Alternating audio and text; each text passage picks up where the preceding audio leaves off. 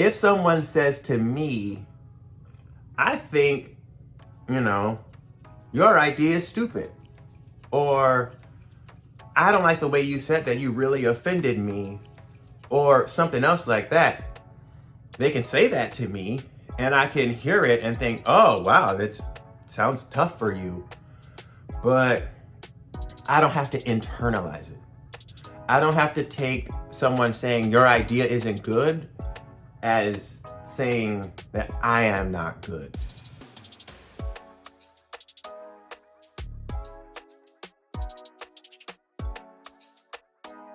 Welcome to The Mindful Here, a place where I talk about work, life, and personal development.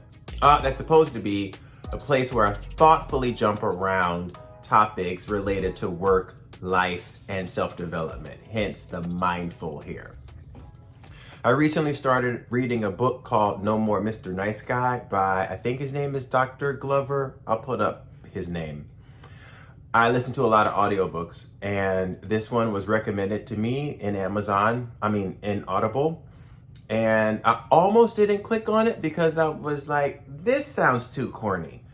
But I looked it up and I listened to an excerpt and it sounded like it was going to be a good fit for me. So I downloaded the book and started reading. So around the same time, for some context, I've been working with my coach on being more assertive and not just focusing on being nice. Being nice for me often means handing over too much power in situations. And I think, or my thinking is, if I'm nice and I don't piss anybody off and I just kind of stay in the middle, not too hot, not too cold, people will be happy, I'll be happy, they'll be pleased and satisfied, and I can stay out of trouble. I also have a default of thinking, they're probably right, they probably know better, I should just listen to what they say because my ideas aren't as good. It feels weird to say that out loud, but that is the thinking pattern that I have. And that's what I've gone into this book with. I started listening to the book and I thought, whoa, this is really good. It was really speaking to me. It was so good that I was listening to it on like half speed in Audible and like taking notes on my phone. And that just got to be a lot. And I thought, Bruce, just listen to the book straight through. And then you can go back and read the book in small bites. And this could be a good book for you to share on your channel, which is what I plan to do with this and several other books that I'm reading at the same time, because I like to read more than one book at the same time. For sure, I retain more when I read smaller chunks and try to apply it over a few days. I mean, it makes reading a book take a super long time. But what I was finding is that I would read books, I'd get through it, read or listen to them, and I wouldn't remember them. Or I don't know, I was just like, well, what good is me reading it? It's not a pastime for me. Some books are a pastime, fiction books. But if there's a book that I want to read, I want to get something out of it. And so this, along with other books on emotional intelligence, designing a life and a career that you love, and one more that I can't think of right now, I will be sharing excerpts from these books on this channel to help y'all. One of the benefits of bouncing between books, and these are all related to personal development, is that you get insights across books that you didn't think you would get. And so I'm looking forward to getting some interesting insights from the books. But to No More Mr. Nice Guy.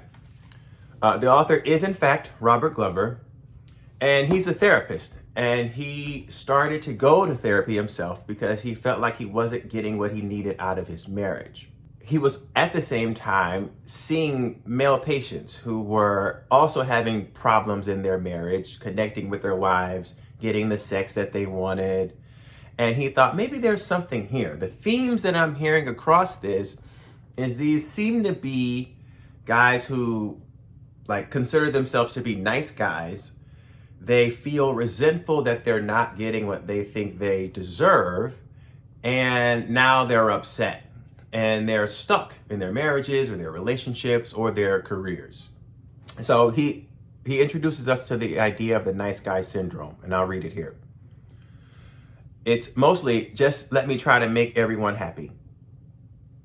And he starts a support group and it blows up. He starts taking notes, or he collects his notes and people are encouraging him like, hey, you should write a book about this. And he tried a lot, but people were like, guys don't buy books on self-development. But then it turns out they did buy this book. And I'm glad he wrote it because it's been very helpful so far. He says something in the book, and I thought, I don't ever feel this way. He says, I love waking up in the morning not knowing how my day is going to end. And I was like, I am the opposite. I think I want to get through the day and get the shit done that I want to get done. And then I want to come home and do the stuff that I want to do and go to bed. And I thought, wow, what would be different about my life if I approached it this way? That stuck out to me early on in the preface. So there are some things from the book that I want to share, a couple of excerpts. I have discovered that when people let go of the inaccurate roadmaps they developed in childhood and begin searching for more helpful life paradigms, they open the door for an amazing adventure.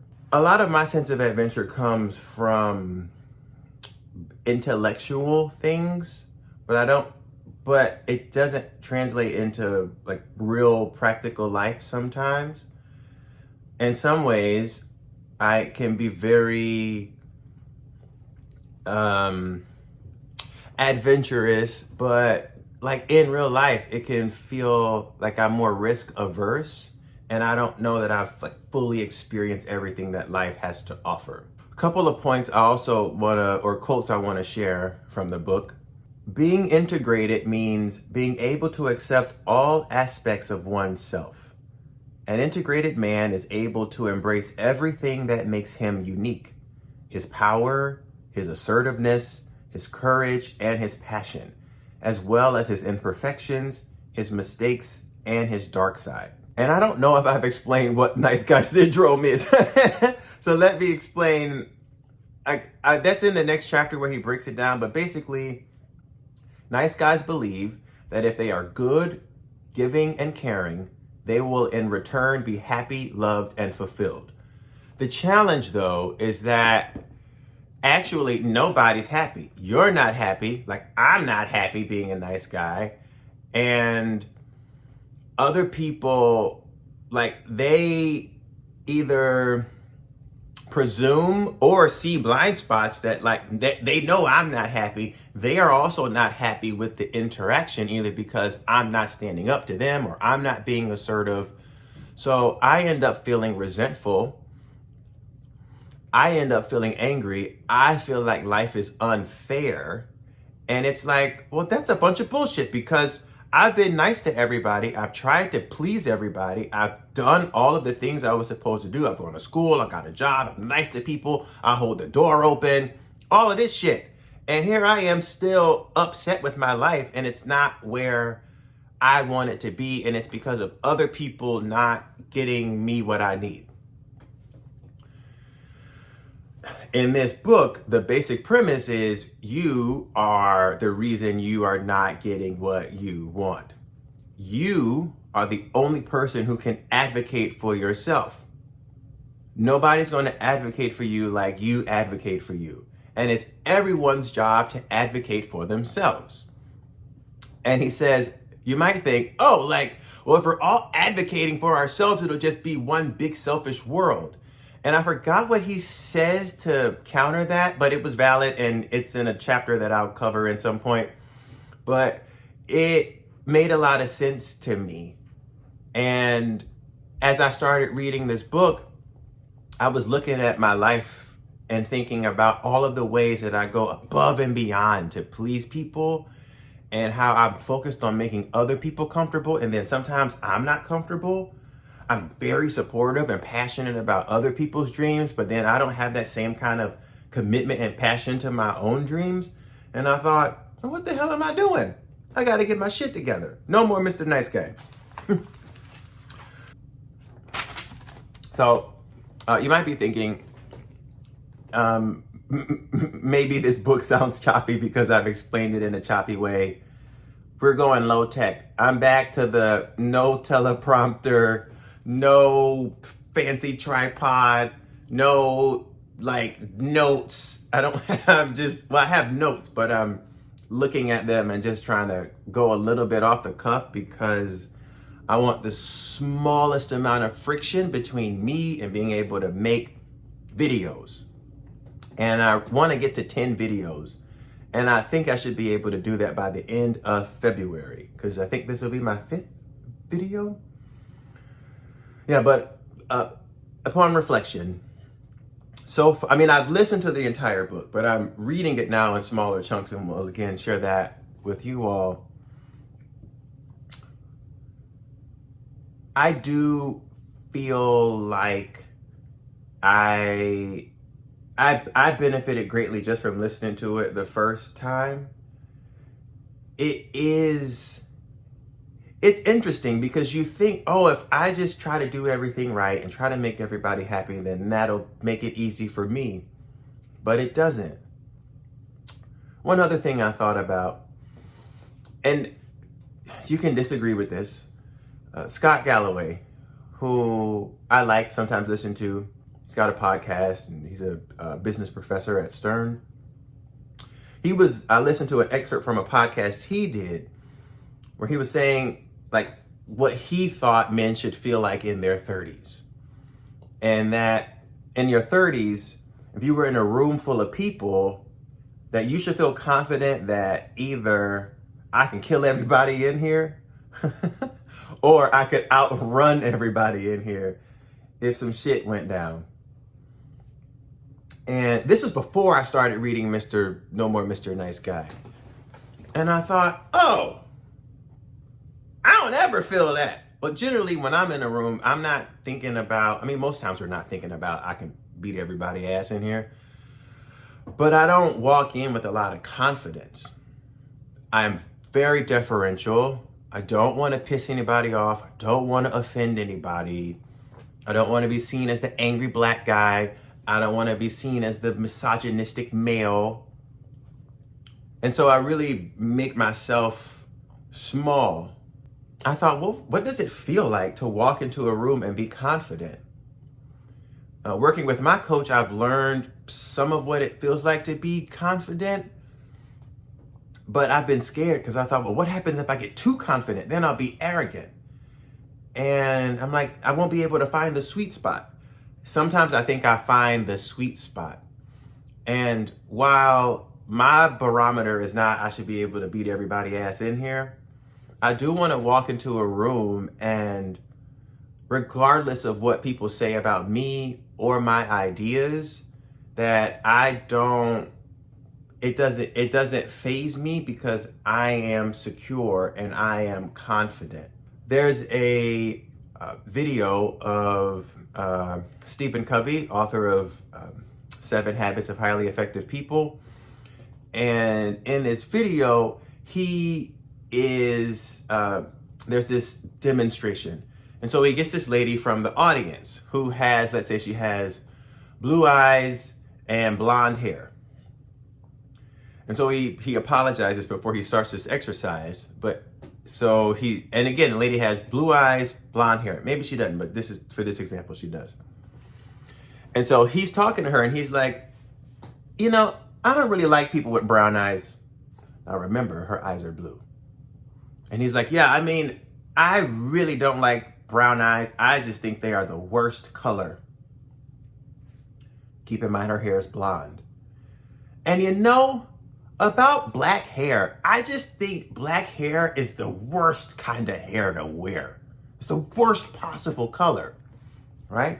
So he's saying this to this woman who doesn't have black hair, who doesn't have brown eyes. And what it was meant to show you is like, well, there's a couple of lessons in it, but connected to this, if someone says to me, I think, your idea is stupid. Or I don't like the way you said that, you really offended me. Or something else like that. They can say that to me and I can hear it and think, oh, wow, that sounds tough for you. But I don't have to internalize it. I don't have to take someone saying your idea isn't good as saying that I am not good. And the core of the issue for a lot of nice guys is toxic shame. This belief that I am bad. So guilt is I did something bad. Shame is I am bad. And when you feel like you are bad, you get what people give you. You get the scraps. You don't speak up and advocate for yourself. And you go through life thinking, well, I don't really deserve a lot of what I got, so whatever I get, I should just appreciate and not complain about it. But the reality is, we're unhappy. So, all of that to say, I'm continuing to read this book. I want to share it with you all.